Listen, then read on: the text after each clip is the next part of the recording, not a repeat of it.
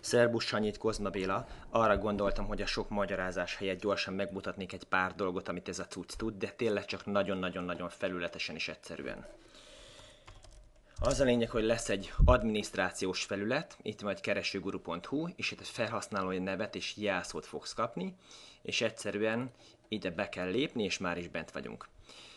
Fontos az, hogy tele van kis bemutató filmekkel. Itt van egy kis alapfilm, ami bemutatja azt, hogy hogy működik ez az egész rendszer.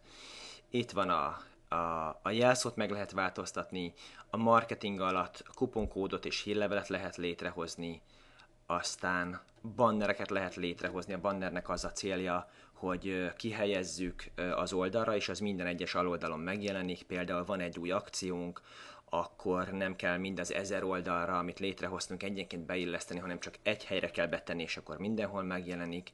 Ugye vannak kézbannereket, lehet módosítani, illetve új bannereket létrehozni. Aztán űrlapokat lehet létrehozni. Űrlapoknál lehet regisztrációt létrehozni, hírlevelet, ajánlót, vendégkönyvet, és van szavazó is. A webshop az még igazából nagyon fapados, úgyhogy azt nem mondom, hogy van, de az is meg lesz 2 hónapon belül. Van egy ilyen design rész is, ahol igazából a dizájnt elvileg lehetne szerkeszteni, de ehhez némi szaktudás kell, úgyhogy ezt nem mondanám, hogy ebben érdemes lenne belenyúlnatok, úgyis egy gyönyörű dizájnt fogunk rátenni az oldalra. És itt a leglényegesebb dolog az oldalak létrehozása.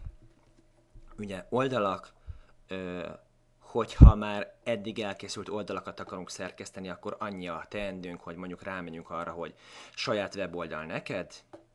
Itt van egy pár dolog, amit a SEO szempontjából ki kell tölteni, erről majd úgyis egy kis oktatást adok. És itt alul pedig át lehet írni a szöveget, és egyszerűen csak egy kis gombbal, amit most már a videó alatt nem látszik, de egy kis gombbal elmentjük, és már is megváltozott a tartalom. Illetve, hogyha egy új oldalt szeretnénk létrehozni, akkor új oldal létrehozása, mondjuk beírjuk az egy U betű, U betű, U betű, kiválasztjuk azt, hogy a link helye az 1-es vagy a 2-es menüben jelenjen meg. Mondjuk én azt szeretném, hogy a függőleges menüben jelenne meg, azaz menü 2. A link sorrendje azt szeretném, hogyha mondjuk most ez az első lenne.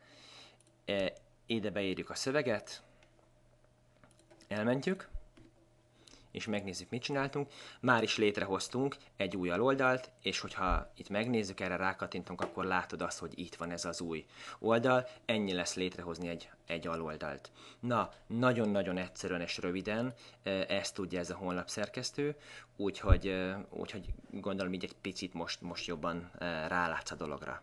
Na, köszöntöm szépen a figyelmet, további szép napot!